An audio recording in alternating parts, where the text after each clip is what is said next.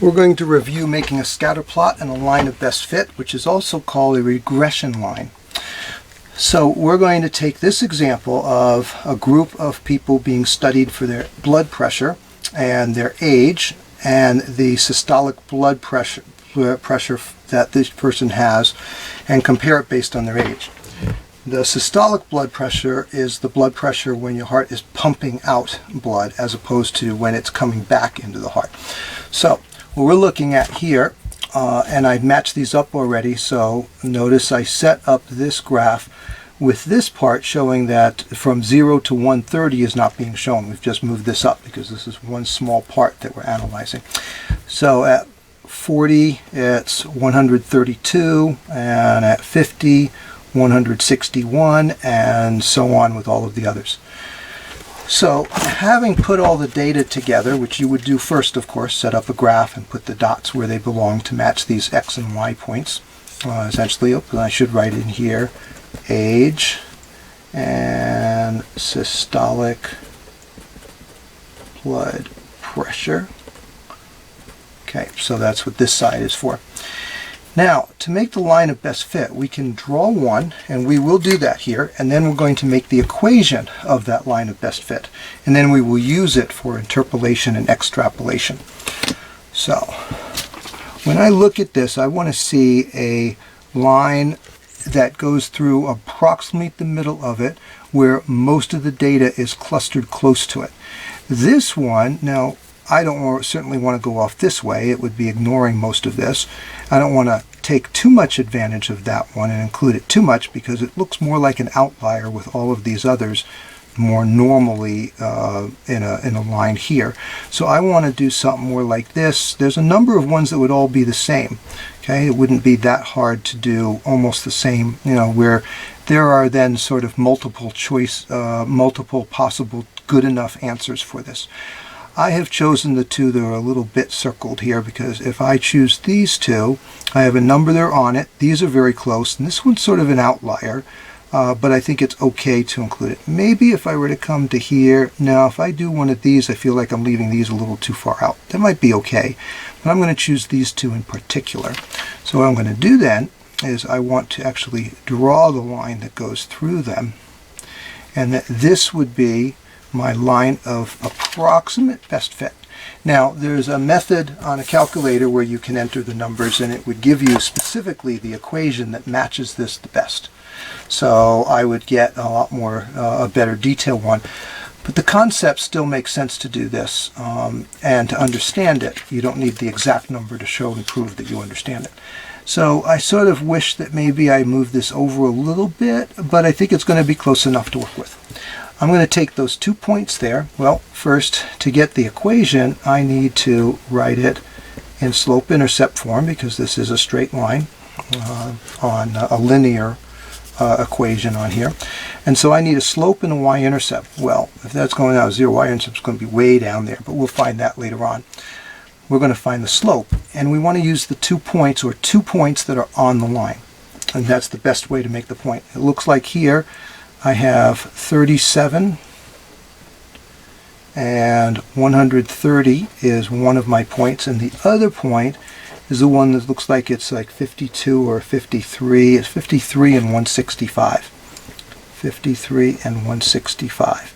So those are the 2 points that I have on that, on the line.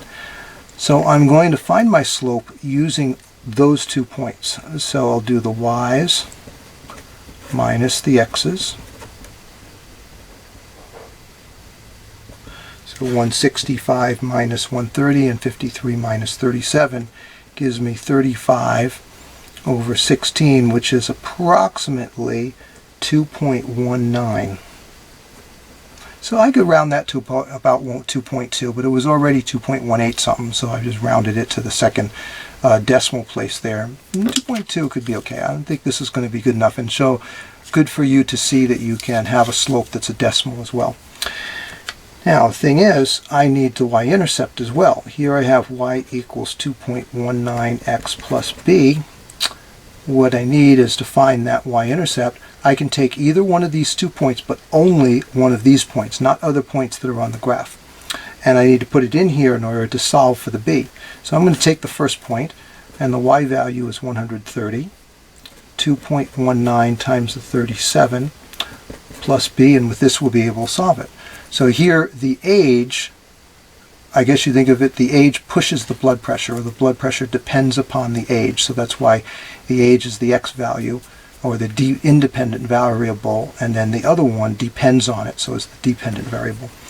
Now we will work to multiply that out, because I'll multiply that and then subtract it, and what happens when I get that, b is 48.97, so approximately 48.97, which actually comes to, does it come? I think it comes exactly to 48.97. That rounds very closely to 49. That's too close to not round it. So that means if that's our b, we can now use the slope and the y-intercept, and this will be our best equation for it. 2.19x plus 49. So we've now made a line of regression for this scatter plot. Now, the next thing that we can do with it is solve for a couple of things. Okay? So what I'm going to do is we're going to use this graph and this equation. We're going to do interpolation. Interpolation is when we're solving for inside the graph area. So if the age is 43, what's the blood pressure? Here's what I mean by interpolation and inside. The range that we used for this, from 40 to 55, I think it is, yep, largest one, that's this area here, or 37 to 55. This area here. If you want to find one of the, or use one of the values inside here that are part of this from the beginning to the end, that's called interpolation. You find the corresponding blood pressure with the age that's inside this area. But if you go younger or older outside of the area that we have data for, that's extrapolation. So on this one, 43 is inside it between 37 and 55. So what I'll do here is I then calculate that. I use that's one reason that we make the equation, is to use it to find it for a different age. And if I put in 43 here, right, and then I multiply it out, I'll just use the calculator for it here. All right. So we get 2.19 times the 43, and add to that 49. So it's expected that the blood pressure would be 143.17. 143 would be a good enough rounded amount there. So that would be an approximate one that we would think is probably going to work for it. Okay. Now let's look at one that's extrapolation, that's outside the graph's range, and in this case the number 65. Well, back on the graph, this one was going up to about 55, definitely below 60. I think 55 was the largest age on there. So by using 65, we'll extrapolate or go beyond the graph. 1965 plus 49. And then when I calculate that, 2.19 times the 65, and then add to that the 49. Wow, that's a much larger one. That's equal to 191.35. So we could round that or keep it that way. Right now I'll just keep it that way. There's too much in between the other numbers. But 191 would still be considered high blood pressure. So